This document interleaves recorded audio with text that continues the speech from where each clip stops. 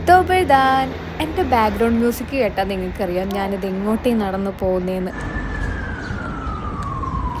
Yes, ഞാൻ ഇന്നൊരു hospital വിസിറ്റിന് പോവാണ്.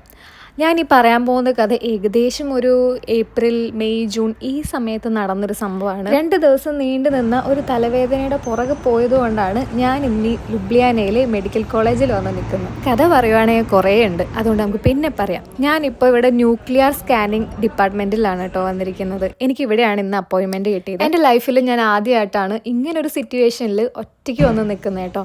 അതല്ലെങ്കിൽ ഇപ്പം നാട്ടിലാണെങ്കിൽ വീട്ടുകാരാരെങ്കിലും നമ്മുടെ കൂടെ കാണുമല്ലോ. അങ്ങനെ ഞാൻ എൻ്റെ ഡോക്ടറെ കണ്ടുപിടിച്ച് പുറത്ത് ഞാൻ വെയിറ്റ് ചെയ്തു. ഈ ഒരൊറ്റ കാർഡ് ഉള്ളതുകൊണ്ടാണ് കാര്യങ്ങൾ പിന്നെയും എളുപ്പമാവുന്നത് കേട്ടോ. ഇത് മെഡിക്കൽ ഇൻഷുറൻസ് ആണ്. ഇതുള്ളതുകൊണ്ട് തന്നെ നമുക്ക് ഒരുപാട് റിപ്പോർട്ട്സ് ഒന്നും ക്യാരി ചെയ്യേണ്ട ആവശ്യമില്ല. ഒരു സ്വൈപ്പിൽ തന്നെ നമ്മുടെ ഓൾ മെഡിക്കൽ ഹിസ്റ്ററിയും ഇതിനകത്തുണ്ട്.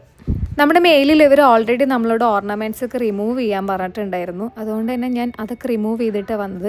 ദെൻ എൻ്റെ ഡോക്ടർ വന്നു. ഫസ്റ്റ് പേഷ്യൻ്റ് ഞാൻ തന്നെയായിരുന്നു. ഈ ന്യൂക്ലിയർ സ്കാനിങ് എന്ന് പറയുമ്പോൾ സൈസ് ആൻഡ് ഷേപ്പ് മാത്രമല്ലാതെ ഓർഗൻ്റെ ഫംഗ്ഷനും കൂടി കാണാൻ പറ്റുമെന്നാണ് പറയുന്നത്. അങ്ങനെ അത് കഴിഞ്ഞ് എനിക്കൊരു ആൻറ്റി TPO ടെസ്റ്റ് കൂടി ഉണ്ടായിരുന്നു. അതിന് ഞാൻ ബ്ലഡ് കൊടുക്കാൻ വേണ്ടി വെയിറ്റ് ചെയ്തു. ദെൻ അതും കഴിഞ്ഞ് ഞാൻ വിത്തിൻ 1 അവറിന് ഞാൻ അവിടെ നിന്ന് ഇറങ്ങി. ലാഗില്ല, ചടപ്പില്ല, കാര്യങ്ങൾ ഭയങ്കര സ്പീഡായിരുന്നു. നമ്മളിവരുടെ പങ്ക്ച്വാലിറ്റിയുടെ കാര്യം പറയുമ്പോഴും നമുക്ക് എപ്പോഴും നെഗറ്റീവ് അടിക്കുന്ന കാര്യം ഇവരുടെ അപ്പോയിൻമെൻറ്റ് കിട്ടുന്ന സമയമാണ്. മെഡിക്കൽ കോളേജ് ആയതുകൊണ്ട് എപ്പോഴും ആംബുലൻസിൻ്റെ തിരക്കാണ്. അതുകൊട്ടെ, ജൂണിൽ അപ്പോയിൻമെൻറ്റിന് പോയ എനിക്ക് അപ്പോയിൻമെൻറ്റ് കിട്ടിയത് ഒക്ടോബറിലാണ്. ഇതാണ് ഇവിടുത്തെ മെയിൻ പ്രശ്നം.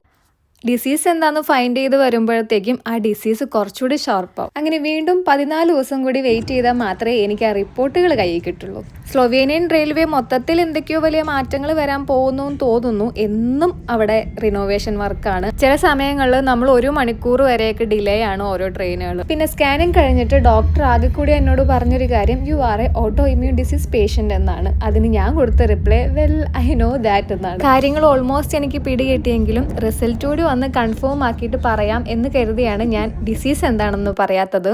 അങ്ങനെ ഉച്ചയ്ക്ക് 2 മണിയോടുകൂടി എൻ്റെ എല്ലാ പരിപാടികളും നിർത്തി ഞാൻ തിരിച്ചെത്തിയല്ലോ.